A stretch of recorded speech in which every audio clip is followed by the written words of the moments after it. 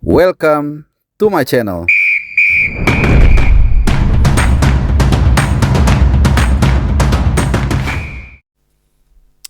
Halo, salam sehat, selamat hari Rabu, dan tentunya buat teman-teman dimanapun kalian berada, gue selalu berharap kalian dalam keadaan sehat, dalam keadaan juga gembira, baik yang di Indonesia, dari Sabang sampai Merauke, maupun yang di luar negeri. Ya, gue sapa dulu kalian yang dari Australia, di Perth, di Sydney, di Taiwan, di Hong Kong, di Malaysia, di Singapura, di Jepang, di Qatar, di Saudi, di Kurdistan, di Erbil, di Belanda, di Inggris, di Amerika Serikat, di Amerika Latin, dan di seluruh penjuru dunia. Mudah-mudahan ada yang kesebut daerah kalian. Kalau yang belum sebut, silakan nanti mention di kolom komentar. Nah, teman-teman semua, kali ini gue akan bahas ringan-ringan aja. Ini soal jadwal kita nanti September yang lumayan hektik. Jadi di waktu yang hampir bersamaan di international break, di mana international break itu akan berlangsung dari tanggal 1 September sampai tanggal 9 September. Akan berlangsung dua event yang sangat penting buat tim nasional kita, baik yang senior maupun juga yang U23. Yang senior seperti yang kalian semua tahu, kita akan dijadwalkan menghadapi Kuwait dan Lebanon di Gelora Bung Tomo, dan di antaranya itu pula tanggal 3, tanggal 6 dan tanggal 9 tim nasional atau Garuda U23 akan menghadapi Laos, Makau dan juga Korea Selatan dalam 3 pertandingan yang sangat menentukan dalam upaya kita untuk lolos ke putaran final Piala Asia U23 tahun depan. Ya, ini yang menjadi bahasan gua kali ini, teman-teman semua.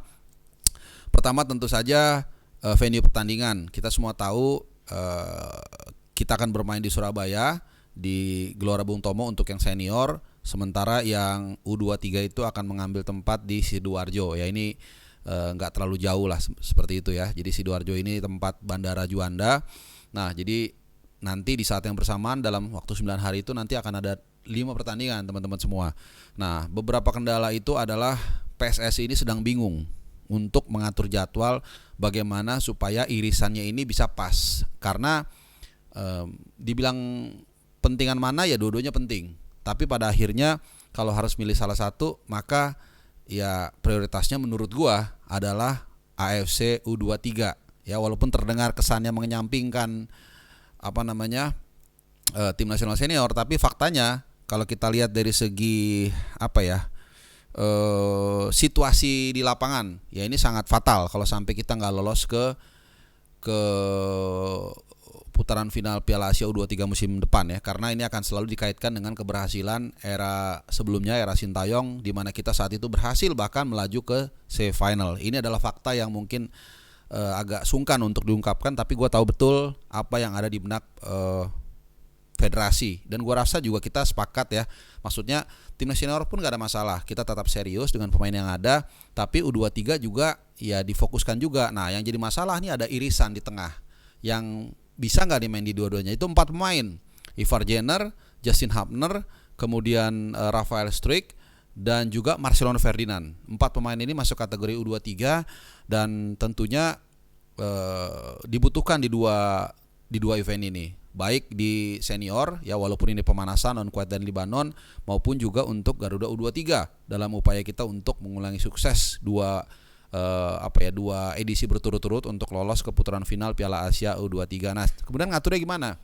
Nah, dari informasi yang gue dengar, PSSI mencoba untuk mengatur jadwal supaya pertandingan lawan Kuwait dan Lebanon di tim nasional senior itu bisa berlangsung di antaranya. Karena kalau kita lihat untuk U23 sendiri sudah jelas, tanggal 3 kita akan menghadapi Laos. Dengan segala hormat ya, lawan Laos gue rasa kita bisa mengatasi dengan tim nasional U23 kita. Selang 3 hari, tanggal 6 kita akan menghadapi Makau di tempat yang sama. Dan terakhir, nah ini yang sangat menentukan nih, tanggal 9 September kita akan meladeni Korea Selatan. Ya, tim yang kita tahu cukup kuat dan mungkin boleh dikatakan 3 besar di Asia ya, bersama Jepang dan juga Arab Saudi. Nah, tentunya 4 pemain ini menjadi isu, mainnya di mana, kemudian juga tanggal untuk tim nasional senior itu kita mainnya tanggal berapa. Seperti yang gue katakan di awal, untuk international break itu periodnya adalah 1 sampai 9.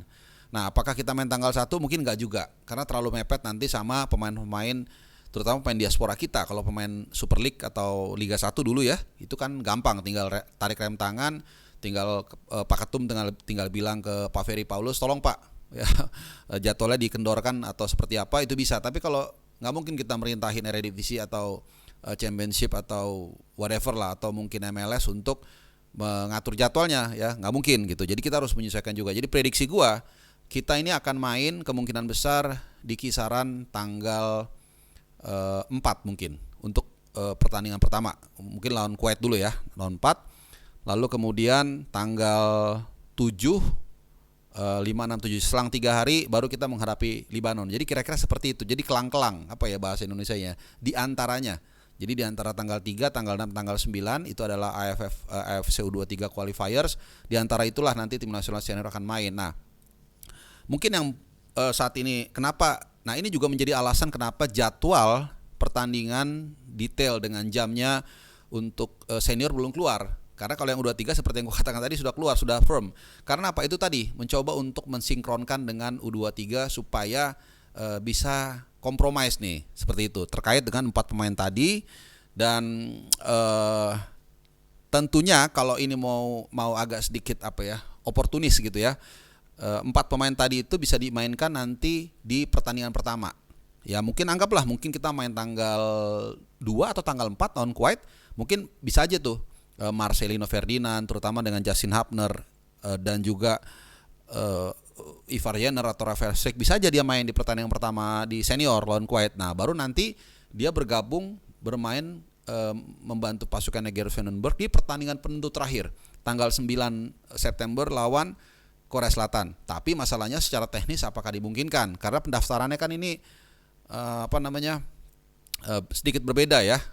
Dua aliran yang berbeda, satu tim nasional senior, satu U23. Nah teknisnya seperti apa? Tapi kalau itu nggak bisa diadopsi, nggak bisa dikompromis, ya gue rasa menurut gue ya federasi akan memilih 4 pemain ini akan memperkuat U23. Karena U23 ini pertaruhannya antara lolos dan nggak lolos. Kalau lolos, good, well, we are happy. Tapi kalau lolos, kita bisa bayangkan akan seperti apa tsunami kritik, tsunami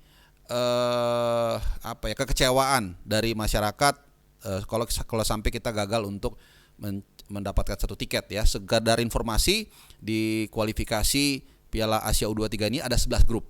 Jadi sampai K, ada 11 grup. Juara grup itu otomatis lolos, ada 11 tim plus 4 runner up terbaik.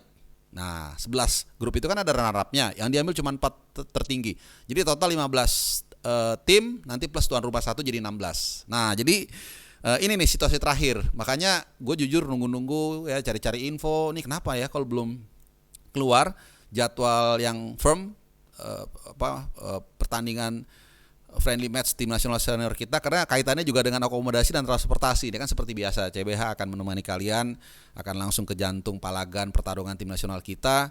Jadi persiapannya gampang-gampang susah juga nih teman-teman ya.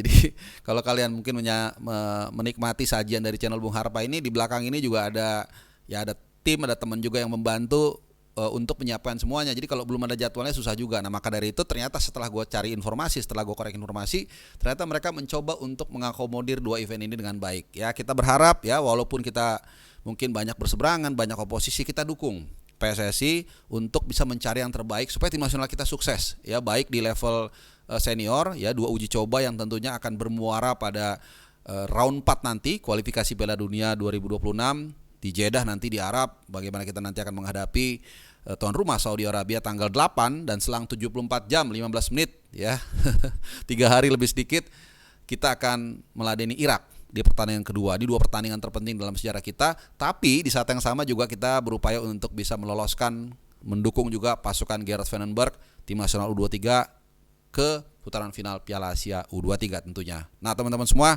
kita berharap semangat dari Kota Pahlawan, kebetulan nanti akan digelar di Jawa Timur ya, Surabaya Greater Area lah gitu ya. Semoga semangat dari Kota Pahlawan ini bisa menular ke para pemain, para pemangku federasi kita, para supporter kita. Ya, biasakan dalam setiap perbedaan, ketika lagu merah putih berkumandang, ketika bendera berkibar, kita satukan tekad ya, jangan mau dipecah belah. Kalau berbeda pendapat it's okay, dan kita sama-sama ya doakan yang terbaik buat tim nasional kita. Terima kasih teman-teman semua, sehat selalu dan adios.